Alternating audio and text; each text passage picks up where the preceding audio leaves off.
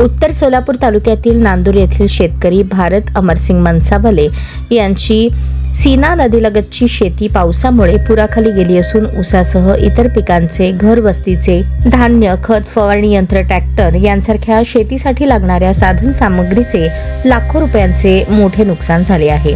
पुराच्या पाण्यामुळे शेतात जाता न आल्याने 25 सप्टेंबर रोजी मनसावाले कुटुंबियांना मोठा त्रास सहन करावा लागला।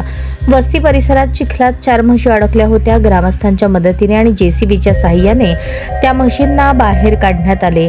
त्यामधील एक 8 महिन्यांची गाभण म्हैस उपचाराअभावी जागेवरच मरण पावली। शेतकऱ्यांनी वारंवार तहसीलदार आणि संबंधित शासकीय अधिकाऱ्यांना मदतीसाठी फोन करून कळवले, मात्र कोणतेही सहाय्य मिळाले नाही। रात्री उशिरापर्यंत प्रयत्न करून शेवटी मनसावाले कुटुंबियांनी स्वतःच सोरेगाव येथून जेसीबी आणून त्या मृत म्हशीचे अंतिम संस्कार केले।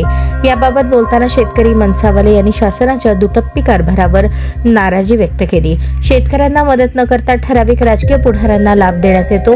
आमच्यासारख्या शेतकऱ्यांच्या मूग जनावरांना चारा, पाणी, औषध, उपचार याची कोणतीही सोय करण्यात आली नाही। कागदोपत्री 100% जेवण, पाणी वाटप दाखवले जात आहे, मात्र प्रत्यक्षात 10% ही मदत मिळालेली नाही असा आरोप त्यांनी केला। स्थानिक शेतकरी व नागरिकांनी प्रशासनाने तातडीने या गैरव्यवहाराची दखल घेऊन शेतकऱ्यांना योग्य ती मदत द्यावी अशी मागणी केली आहे। नमस्कार, मी भारत मनसावाले। माझ्या शेत जमीन गाव नंदूर, उत्तर सोलापूर इथे असून सीना नदीची काठीचं माझे शेत आहे। ते शेतमध्ये फार मोठा आपत्काळी पाऊस, नदीमध्ये पाऊस आल्यामुळं पूर्ण गाव बुडून गेलं।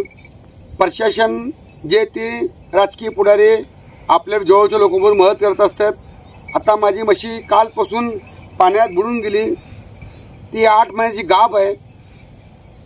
गाव कामर तलाठी, तहसीलदार, सर्कल साहेब हे नावामोर्ता येऊन 5 मिनिटात काम करून गेलेत। आता ही म्हशी मरून गेली।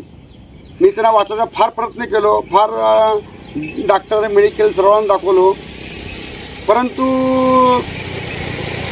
मी तिला वाचवायला असमर्थ झालो। आणि हे शासन प्रशासन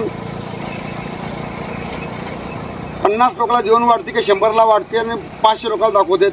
खूप काम चाललंय, पण प्रॅक्टिकल काम शासन करत नाही।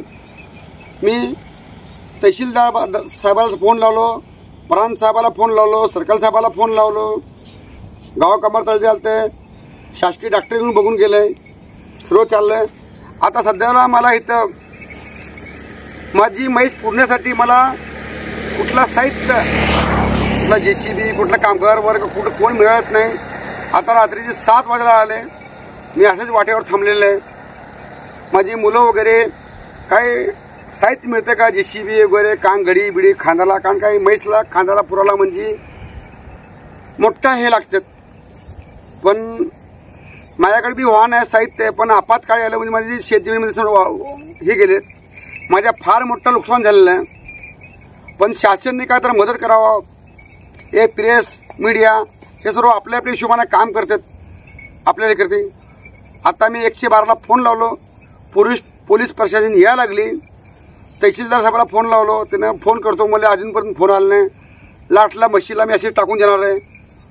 मी गेल्यावर हे म्हशीची पोटात 8 महिन्याचा पिल्लू आहे, हिला कुत्रा बित्र फावून खाणार आहे, ह्या जबाबदार कोण? तहसीलदार साहेब म्हणते की तुमची म्हशी आहे, तुम्ही बघा। शासनाची जबाबदारी काय ना काय। माझी म्हशी लाखो रुपयाची मशीन गेली, मी दुःखात आहे। शासनाची काय जबाबदारी नाही का? काय यंत्रणा काय आहे का नाही? शासनाने मला मदत करावं, यावं।